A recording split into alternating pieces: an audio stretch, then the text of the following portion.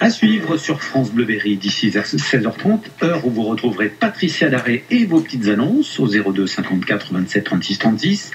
À suivre donc dans un instant le journal de l'emploi et puis ensuite Christelle Jacob, une jeune Issole-Dunoise qui signe un roman jeunesse très original qui s'appelle La vie secrète de Benjamin Moucheboeuf. Ça vient de sortir et c'est très sympa, ça peut être un joli cadeau d'étrenne comme on dit. À 16h15, c'est un retour sur Noël que je vous propose dans le livre du jour avec La vie secrète de Benjamin Moucheboeuf de Christelle Jacob, sorti aux éditions Volpilière dans la collection D'un monde à l'autre. Dans ce conte de Noël, un petit garçon, Benjamin Moucheboeuf, surprend une discussion entre ses parents à quelques jours de Noël. Il parle d'expulsion, de Noël sans cadeau et même sans maison. Noël devient donc pour ce petit garçon synonyme de pauvreté, d'ennui, de départ, de malheur. Mais le destin va le mettre sur les traces d'un être étrange qui serait de sa famille, un certain Émile de Fargabos. Bonjour Christelle Jacob. Bonjour. Merci d'être avec nous. Vous habitez Issoudun. Oui, tout à fait. La vie secrète de Benjamin Moucheboeuf, c'est votre premier roman. Nous allons revenir sur cette histoire. Le héros, donc Benjamin Moucheboeuf, a le pouvoir de voyager dans un monde parallèle. Lors de son sommeil, il peut visiter le monde de la nuit, c'est ça? Oui, c'est ça. Il visite le monde de la nuit. À chaque fois qu'il s'endort, en fait, il trouve un chemin pour partir dans ce monde féerique. Et ce monde est peuplé de Lucifées, donc qui sont les habitants de ce monde. Et c'est un endroit où vont se réfugier tous les enfants malheureux dans le monde du jour pour essayer un petit peu d'oublier tous leurs soucis. Et là, il a sa Lucifée. La Lucifée, c'est le mix de Luciole et de Fée. Tout le monde aura compris. Voilà, il a sa Lucifée, puisque chaque enfant, en fait, se voit attribuer une Lucifée qui veille sur lui. Et donc, sa Lucifée s'appelle Angelina. Et là-bas, il vit alors un vrai bonheur, à l'inverse de ce qu'il vit au quotidien, en fait. Oui, tout à fait. Là, c'est vraiment le monde de la fête, de la joie. On peut exaucer tous ses souhaits et réaliser tous ses rêves, en fait. Et justement, il va, grâce au monde de la nuit, exaucer son vœu le plus cher, c'est-à-dire se sortir du malheur. Et en tout cas, il va essayer. Oui.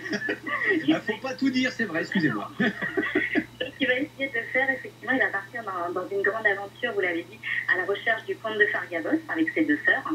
Et au départ, évidemment, puisque ce n'est qu'un petit garçon de 11 ans, plus il va essayer d'améliorer les choses, et plus les choses vont empirer. Et on va comme ça naviguer d'un monde à l'autre, et il va demander de l'aide donc à sa Lucifée. Et voilà, les choses vont un petit peu gérer à la catastrophe, on va dire. Et Benjamin va en fait se rendre compte que c'est dans la vraie vie qu'il faut faire des choses si on veut améliorer sa vie. Et effectivement, il va tout faire pour essayer d'offrir à sa famille en fait un Noël extraordinairement simple, je dirais. Alors les péripéties s'enchaînent à une vitesse faramineuse. On se demande, comme vous avez un petit train qui passe dans la tête en permanence, parce que ça n'arrête pas. Non, c'est vrai, mais je dirais que dans la littérature jeunesse, en fait, il ne faut pas se tomber mort. Parce que c'est vrai que nous, adultes, on peut lire des romans avec des longues descriptions, des temps un petit peu plus morts, alors qu'un enfant, lui, s'il s'ennuie, va reposer tout simplement le livre sur sa table de chevet et ne va pas l'ouvrir. Donc c'est vrai que pour la littérature jeunesse, il faut quand même quelque chose d'assez rythmé, on va dire. Et alors on passe justement du monde du jour au monde de la nuit sans cesse.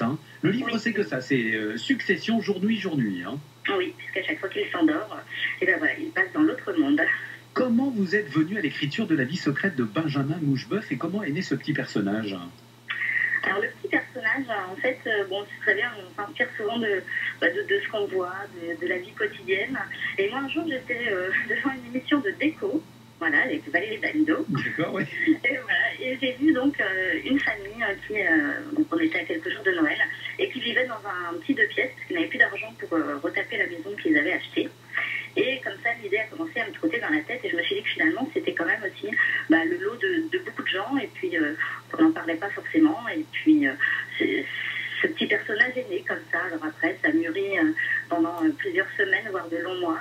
Et puis après, ça prend forme, ça devient un roman. Alors, est-ce qu'on peut avouer quand même que vos origines bretonnes y sont pour beaucoup dans les histoires de fées et de lutins? Ah, c'est possible. C'est vrai que nous, en Bretagne, on aime bien ce genre de littérature, ce genre de légende. Et je pense qu'effectivement, c'est un côté culturel qui ressort aujourd'hui. Y aura-t-il une suite? On a l'impression que c'est une saga Benjamin Moucheboeuf, non? Oui, en fait, donc moi j'ai prévu 4 volumes. Ouais. Donc normalement, il y aura une suite cette année, en 2020. 2012. En 2012. Alors, vous avez même créé un site internet pour Benjamin, hein, Oui, carrément, www.benjaminmoucheboeuf.com, c'est ça? oui, oui, Je me suis pas trompé. Et il y a même des petites vidéos. Est-ce que ça veut dire que le dessin animé vous titille, Christelle? oui, tout à fait. D'accord, donc j'ai deviné. Oui, oui, oui, c'est vrai que ce sont des choses que j'aime beaucoup. Et puis bah, là encore, c'est vrai que l'univers de la littérature jeunesse se prête davantage à ce genre de choses. Et un petit dessin animé ou un film, pourquoi pas? Écoutez. Ben écoutez, en tout cas, je crois que les illustrations sont dues à Nicolas Le Tutor. Le tutour, oui. Le Tutor, pardon, avec qui? Breton. Voilà, Breton. Ah bah décidément, on n'en sort pas. Hein. Et voilà. Et avec peut-être un projet de dessin animé tous les deux? Ah, je ne sais pas, peut-être à creuser. Ah d'accord, donc il faut rien dire encore. Et on croise les doigts alors. Hein. Oui, bah écoutez, merci. On va dire ça comme ça. En tout cas, c'est sorti donc aux éditions Volpilière dans cette collection donc d'un monde à l'autre, Benjamin Moucheboeuf, pardon, la vie secrète de Benjamin Moucheboeuf. Ça marche bien pour l'instant, je crois, hein, Christelle. Oui, ça marche très très bien. C'est vrai qu'on est vraiment content du démarrage. Maintenant, voilà, on espère que ça continue comme ça et puis d'avoir de plus en plus de jeunes lecteurs. Voilà, donc ça peut être un joli cadeau d'étrenne, comme on dit en Berry. Et oui. Merci beaucoup d'avoir été avec nous, Christelle Jacob. Je rappelle donc la vie secrète de Benjamin Moucheboeuf à mettre entre toutes les mains à partir de 8 ans, bien sûr. Merci, à bientôt. Merci.